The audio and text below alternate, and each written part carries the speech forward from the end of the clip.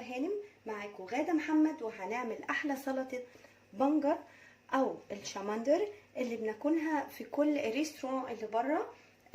بنلاقيها في بيتزا هات، وبنحبها جدا جدا، وكمان هي فايدتها عالية جدا، خاصة للناس اللي عندهم انيميا. بترفع نسبة الهيموجلوبين في الدم، صح لكل اللي عندهم انيميا، والكيدز اللي عندهم انيميا، الماميز اللي عارفه اولادها عندهم انيميا لازم تاكلهم السلطات دي، لانها مهمه جدا. اي حاجه طبعا لونها لون الدم بيبقى فيها نسبه ايرن، حديد، وبترفع نسبه الريد بلاد سيلز اللي هي كرات الدم الحمراء، طبعا المسؤوله عن الانيميا. فطبعا النهارده سلطه هيلثي قوي ومفيد جدا جدا، وكل الحاجات اللي فيه صحيه تماما. تعالوا نشوف طريقة عمله ايه. طبعا ده اسمه البنجر او الشمندر، وبنجيبه نغسله كويس جدا جدا، وبنقطع الجزء اللي تحت واللي فوق، وهنحطه يتسلق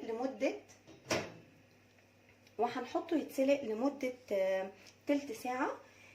طبعا احنا هنحطه هنا كامل بقشرته، لان بعد ما بيتسلق القشرة بتتشال بسهولة جدا، وممكن نعمله نصين، نقطعه نصين. هنحطه دلوقتي مع بعض في الحلة اهي، فيها مية، هنحط البنجر فيها او الشمندر. طبعا انا جايبة نص كيلو من البنجر، ممكن اقطع البنجرايه نصين كده عشان تبقى سهلة في السلق، واحطها في الحلة بتاعتي.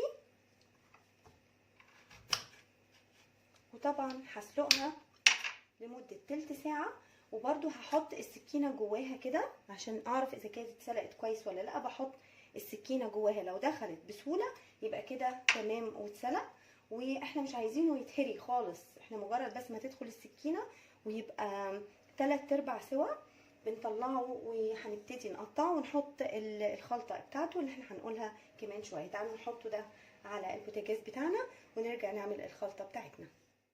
تعالوا نعمل الخلطة بتاعت سلطة البنجر.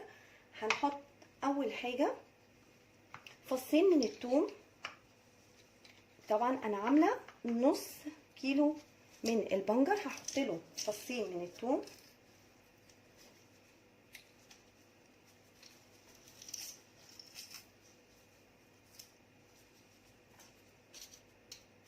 تمام.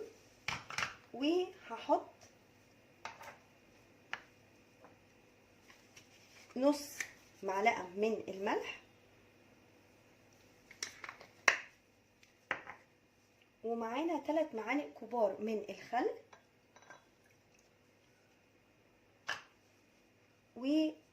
ومعلقتين كبار من العسل الابيض. وممكن نستبدل العسل الابيض ده بسكر، بس ده عشان هيلثي اكتر. وطبعا البنجر اصلا مفيد جدا، فعايزين كل الفايدة تبقى للولاد ولينا واحنا بناكل طبق السلطة ده. هنقلب كويس جدا جدا المكونات دي، وكمان هنعصر كده نقطتين ليمون، ونقلب المكونات دي كلها مع بعض. بس انا مش محتاجة اكتر من كده في مكونات سلطة البنجر او الشمندر. هنحط الصوص ده على البنجر بعد ما نطلعه، ونقطعه كيوبس او سلايسز زي ما احنا عايزين. هنشوف بعد ما يطلع ويتسلق، ونحط عليه الصوص ده، وهتدوقوا السلطة دي وجمالها وهتدعولي. هنطلع البنجر نقطعه مع بعض. ورجعنا تاني بعد ما سلقنا البنجر او الشمندر زي ما احنا شايفينه اهو، طلعته من المية. بصوا اهي اللي حاطينها كاملة.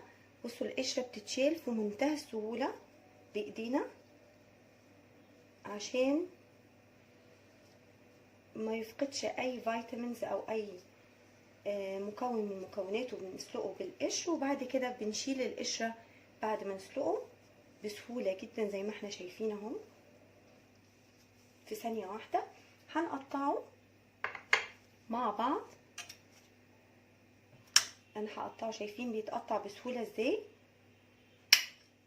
طبعا البنجر لونه بيبقى فاتح شوية، بعد ما يتسلق، لكن لما نحط له المكونات بتاعته بيرجع تاني لون الفايولت او البيربل الغامق بتاعه. اهو هنقطعها كيوبس كده اهو. شايفين السوا بتاعه؟ هو تلت ساعة بالظبط بتسويه السوا الحلو ده، وبتخليه مش مستوي قوي قوي عشان خاطر بيبقى في السلطة جميل، وطعمه مع الصوص ده بيدي طعم جميل.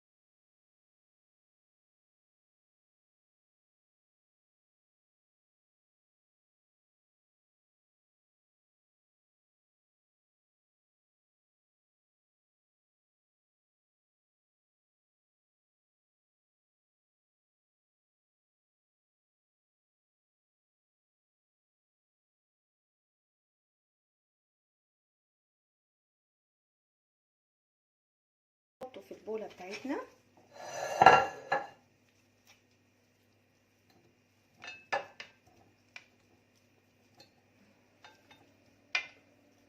شايفين لونه بيبدأ يرجع تاني يغمق زي ما احنا شايفين.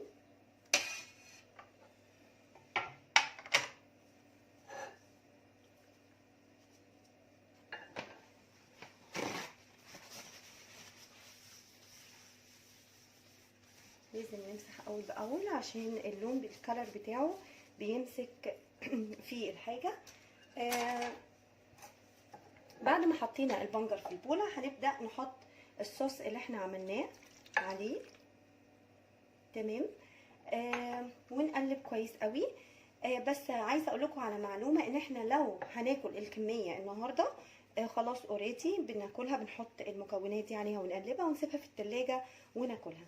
لو هنحتفظ بكميه في التلاجة بناخد شويه من الميه بتاعه البنجر اللي احنا سلقنا فيه وبنحطها على البنجر عشان خاطر تحفظه في التلاجة لمده اطول. ممكن تفضل في التلاجة وناكلها يومين 3 اسبوع، بتفضل في التلاجة زي الفل. مع الصوص ده بالراحة خالص. وطبعا ندوقه، لو هو محتاج اي مكونات زيادة بنظبط الطعم طبعا على حسب الذوق. هنغرفه ونشوفه مع بعض. كده البنجر بتاعنا، سلطة